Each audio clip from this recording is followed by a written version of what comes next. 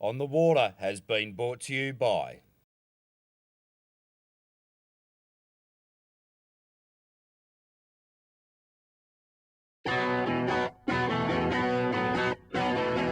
the Volvo 70 around the world ocean racing yachts came into Melbourne, with ABN AMRO 1 taking line honours in the Cape Town to Melbourne leg.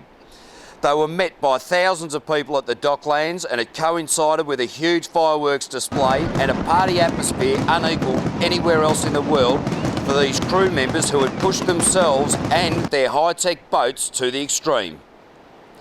Here we have Mike Sanderson, skipper of ABN AMRO 1, or Moose. How are you, Moose? Yeah, very good, thanks. Very good, yeah. Look, very pleased to be in Melbourne. We've had a ball so far, and looking forward to getting back out there. Geez, I'll tell you what, mate, it's going to be treacherous running around the bottom of the Horn. How do you feel you're prepared for that? Yeah, we're all ready to go. Most of us have been there at least a couple of times before. So we know the game, but obviously first time in these new Volvo 70s, so it'll be interesting. It could be plenty of fun and games. Well, you've had a pretty good run so far, wins in both in the first two legs, and you're probably looking pretty good for the next leg to New Zealand as well. I mean, you know, we've got to take each one as it comes. We'd love to be first into Melbourne. We've got 5 Kiwis in the crew, so you know, we feel this is between Australia and New Zealand. You know, Australasia. We'd like to stamp our mark on it a bit, but you know, we'll see how it goes. We're going to give it our best shot. That's for sure. Of course, mate. Now, how many have you had? Many dramas during the first two legs at all? Yeah, we've had a fair few fun and games, but luckily not as many as quite a lot of the boats have had. So at this stage we've kept them together and in one piece, but it's a long way around the world, and these things are Grand Prix machines, and unfortunately Grand Prix things crash. So we're going to try pretty hard to keep this one in one piece though. Well, I've had a bit of a look at your shore crew personally, and had a look at the work that they've been doing. Hopefully you've been holed up in a hotel during that time. Yeah, I obviously keep in touch with them a lot, but we've got a fantastic shore crew which has a huge Aussie contingent in it. Both the boat captain and the shore manager are Aussies, and they're doing an amazing job for us, and the boat's in great shape. You know, the idea is that it's back as good as new every time we start a new leg, so she is again, and hopefully we can keep her in one piece. Moose, thanks for your time, mate. No worries. Thanks very much. Good to talk to you.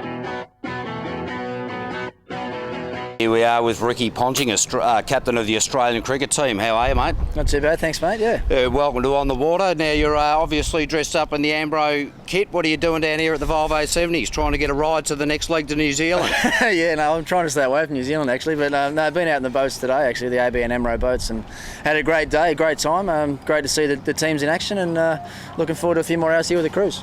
Shouldn't be too bad at all, mate. Good luck with the rest of the series for this summer. Thanks, mate. Yeah. And thanks for your time for being on the water. No worries, mate. Thank you. Right, we're with Neil McDonald, skipper of Ericsson. How's it all going, mate? It's all right, yeah. Yeah. Now, they tell me you're a past 14-foot skiff champion. Yeah, I've done a bit of that, a bit of 18-foot skiff sailing too. Well, so for you young kids out there, you can become a skipper of a Volvo around the world racer if you just follow what Neil's done. Now, the path to glory, how was it? Good fun. Best part of my sailing world was actually doing the dinghy sailing. I really, really enjoyed it. Look back at it with a great deal of pleasure. So you're looking forward to getting around the bottom of the Cape Horn? Always look forward to that too. Magnificent. Thanks very much for your time. All right, no problem. Worries. Here we are with Tom Braidwood, bowman off Ericsson. Tom, welcome to On the Water. Thanks, mate. Good to be here. Now, tell me, mate, out in the pointy end where we've got this man here doing some repairs, how does that go at about 25, 30 knots? Yeah, it gets pretty wet and pretty horrible. You want to get out there as quick as you can, so get out, do the job and get back. Fair enough, so that's why you've got to be fleet of foot.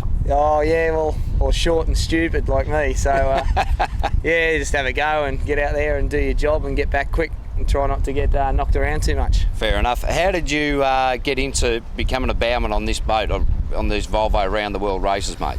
Mate, I'm from Lake Macquarie in Newcastle, and I just sort of sailed all my life. My old man sailed, and so sort of started sailing out of the lake and doing Hobarts and Sydney Hobart races, and then you just work your way up and just keep being available and keen. Okay.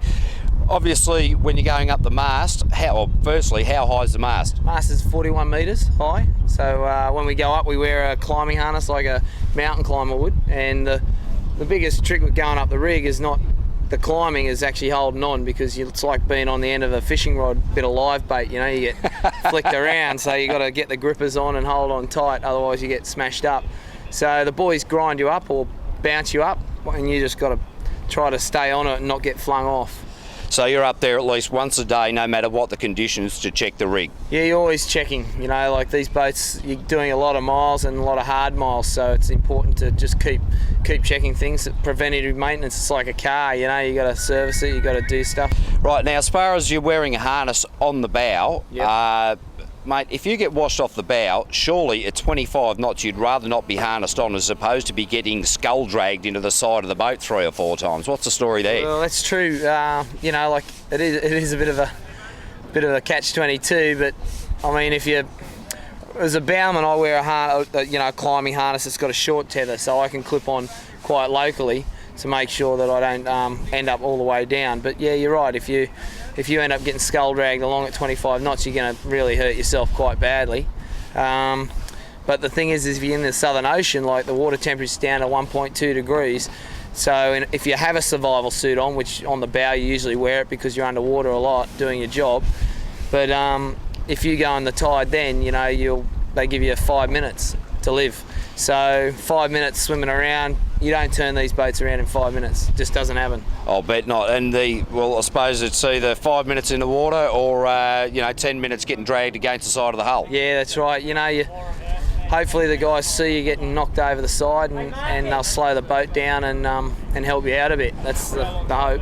Well, that'd be very nice, but as you said, the Southern Ocean, 1.2 degrees, not a lot of fun out there on the bow, I bet. Tom, Live Bait, Braidwood, thanks very much for your time, Cheers, mate. No worries, thank you. On the Water has been brought to you by